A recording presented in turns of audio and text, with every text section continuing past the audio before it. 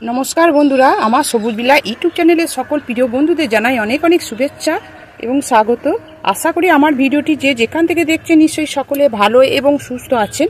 बंधुरा आजके आमी जे भिडियोटी आपनादेर काछे शेयार करब आशा करी भिडियोटी अनेकटा उपकारे लागबे एवं भालो लागबे।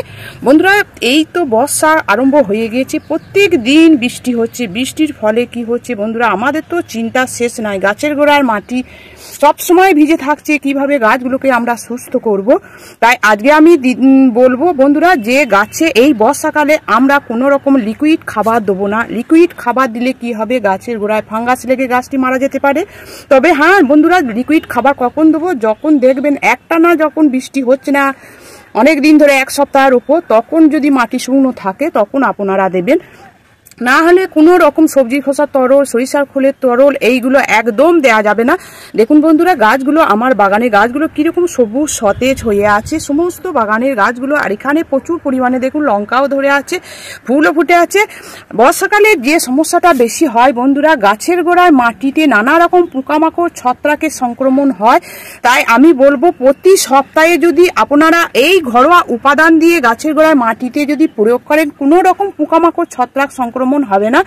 আর একটা টিপস যেটা বলবো বন্ধুরা, গাছের গোড়া মাটি যখন শুকিয়ে যাবে আপনারা শুকনো খাবার দেবেন। গাছের গোড়া থেকে একটু দূরে মাটি খুঁড়ে সবজির খোসা, পেঁয়াজের খোসা, কলার খোসা, চা পাতা, ডিমের খোসা এইগুলো একটু শুকিয়ে রোদে শুকিয়ে খটমটে করে রেখে দিয়ে আপনারা এই গাছের গোড়ায় মাটিতে দিয়ে দিতে পারেন। চলুন আজকে আমি সেই ছত্রাকনাশকটা কীটনাশকটা কি প্রয়োগ করি সেটা দেখতে থাকুন বন্ধুরা। এক নম্বর হচ্ছে, এটা হচ্ছে নিম পাতা ডাস, শুকনো নিম পাতা যদি বাড়িতে থাকে বা আশেপাশে যদি কোনো জায়গায় থাকে আপনারা নিয়ে এসে এইরকম শুকিয়ে রেখে দিতে পারেন।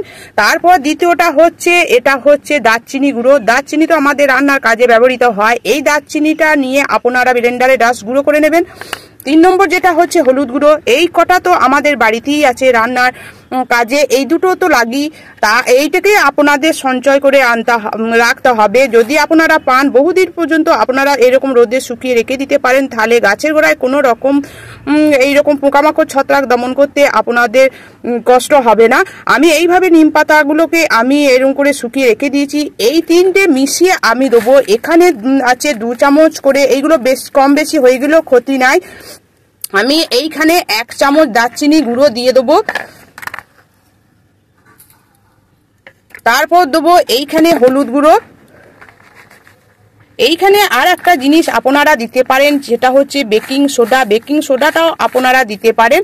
আমি এটা দিচ্ছি বন্ধুরা, এটা প্রতি সপ্তাহে বর্ষাকালে একবার করে গাছের গোড়ার মাটিতে অল্প অল্প করে এইভাবে ছিটিয়ে দেবেন।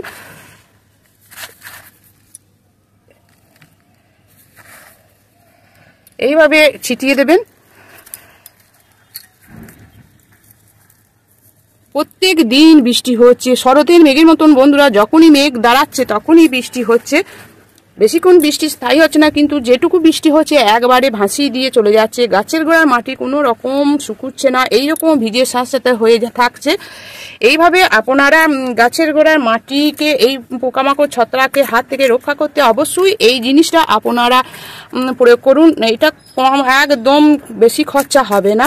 বাজারে যে সমস্ত কীটনাশক, রাসায়নিক কীটনাশক আছে সেগুলো দামও অনেক, এবং সেইগুলো ব্যবহার আমরা কম বেশি জানি না, কম বেশি হয়ে গেলেও ক্ষতি। তাই আমরা সবসময় চেষ্টা করব ঘরোয়া এইসব খাবার দিয়ে গাছের পরিচর্যা করতে। দেখুন এইখানে আতা গাছটা কীরকম বৃদ্ধি হতে আরম্ভ হয়েছে।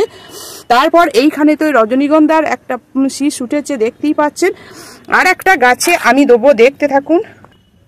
এখানে দেখুন এইখানে একটা পেয়ারা গাছ বসিয়েছি বন্ধুরা। আপনারা যদি ফলের গাছ, ফুলের গাছ যদি বসাতে চান এই বর্ষাকালের টাইমে আপনারা বসাবেন, খুব তাড়াতাড়ি এগুলো বৃদ্ধি হতে আরম্ভ হবে। আমি বসিয়েছি, দেখুন গাছটা কীরকম ঝোপালো এবং হয়েছে, দেখতেই পাচ্ছেন। তারপর আমি এই গাছের গোড়াতেও আমি এই উপাদানটা 3টে মিশ্রিত এই উপাদান এইভাবে ছিটিয়ে দেবো। এটা তো বলিয়ে দিলাম কম বেশি হয়ে গেলে কোনো সমস্যা নাই।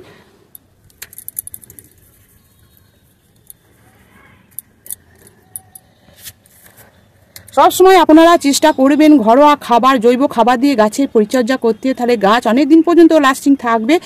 তাই যে সমস্ত বন্ধুরা আমার ভিডিওটি এতক্ষণ ধরে দেখলেন নিশ্চয়ই ভালো লেগেছে। যদি ভালো লেগে থাকে প্রচুর প্রচুর লাইক করবেন, কমেন্ট করবেন এবং সাবস্ক্রাইব করে আমার সবুজ বিলা ইউটিউব চ্যানেলের পাশে থাকবেন এবং নতুন নতুন বন্ধুদের কাছে আমার ভিডিওটি অবশ্যই প্রচুর প্রচুর শেয়ার করবেন।